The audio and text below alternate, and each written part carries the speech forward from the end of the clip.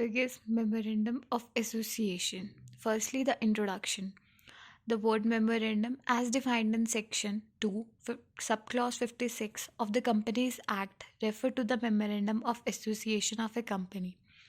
Subscribing one's name to a document means appending your signature or the thumb impression, thereby acknowledging the content to a document. The people who subscribe the memorandum of a company by signing it are called the subscribers.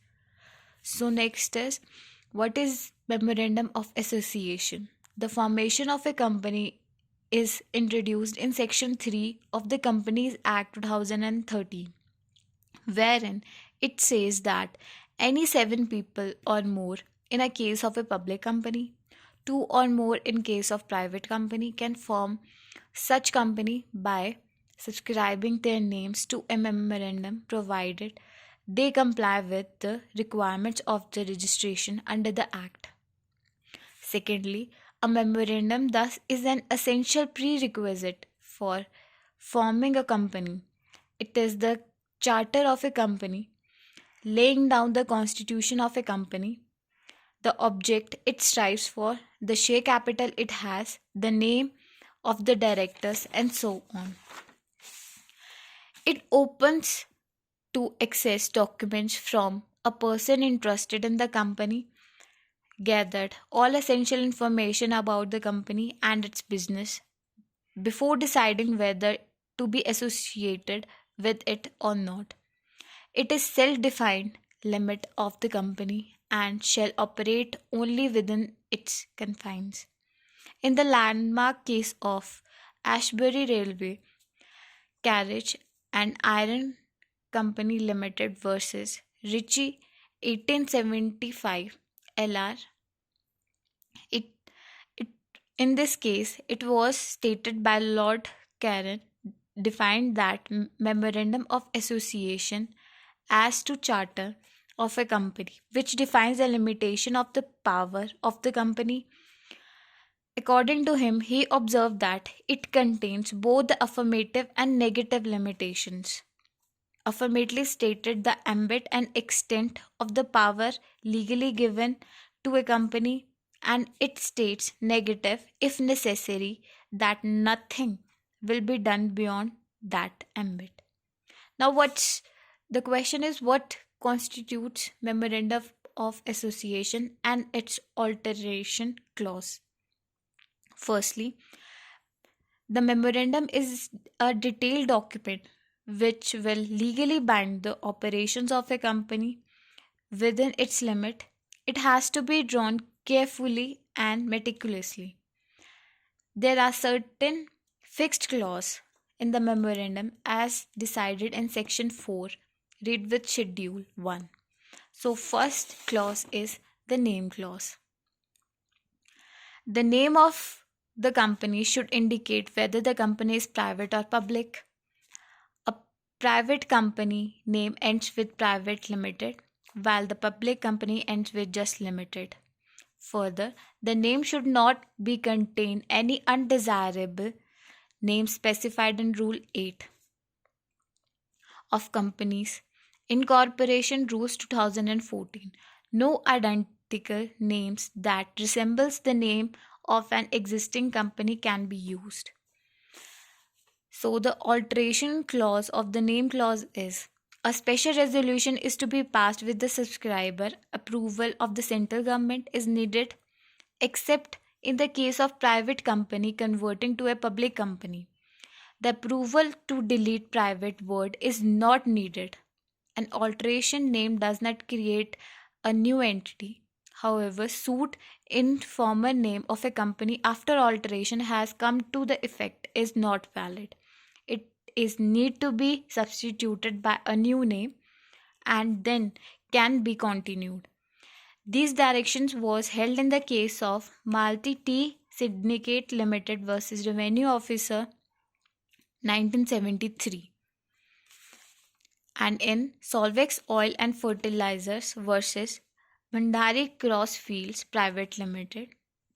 This was case of 1978.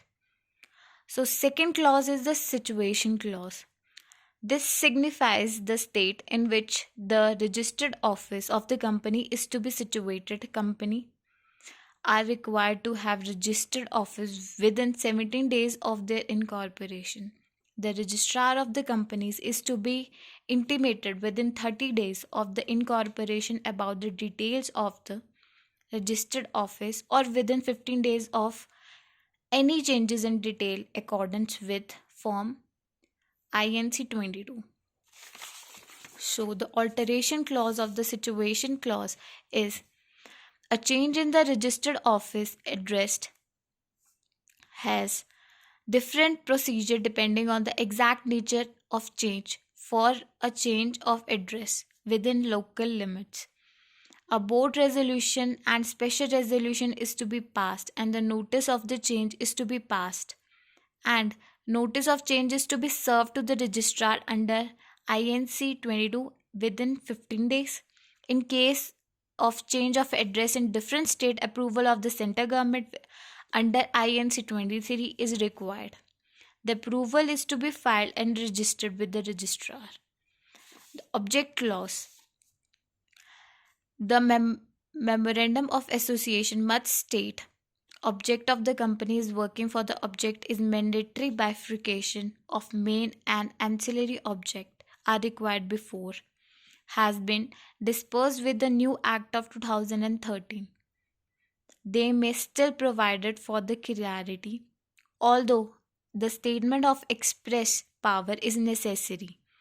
Power accidental or necessary for the use of express power shall read into memorandum of association without being expressly written. This was held in case of Attorney General versus GE Railway Corporation in year 1880. Alteration clause says a special resolution is to be passed and filed with the registrar. The registrar should certify the special resolution within 13 days of filing. Now we will talk about the liability clause. It states whether the liability of members is limited or unlimited. If limited, it answers the question of whether they are limited by shares or guarantees. Shares means this means that liability of the shareholder exists only the amount due to the share issued to him, and the guarantee clause states that this means subscribers have chosen to limit their liability to maximum amount.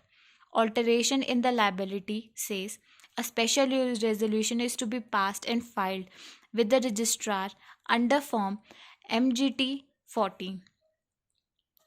So fifth is in capital clause. This states the amount of capital with which the company is registered. The shares into which the capital is divided must to be a fixed amount, and number of shares which the subscriber to memorandum agrees the subscribed to shall not less than 1.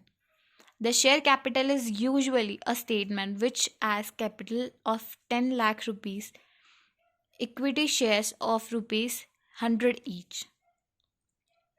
The alteration in capital clause say that a limited company which has share capital may take certain alteration to it, though an ordinary resolution in the general meeting itself under section 61.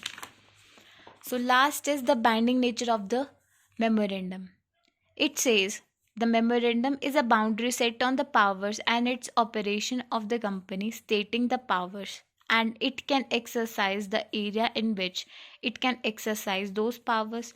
Although alterations are allowed in memorandum following prescribed procedure, this self-imposed limit is binding on the company and it can't be breached the line drawn by its memorandum without the procedure of the alteration to that effect. Now, this was all about memorandum of association.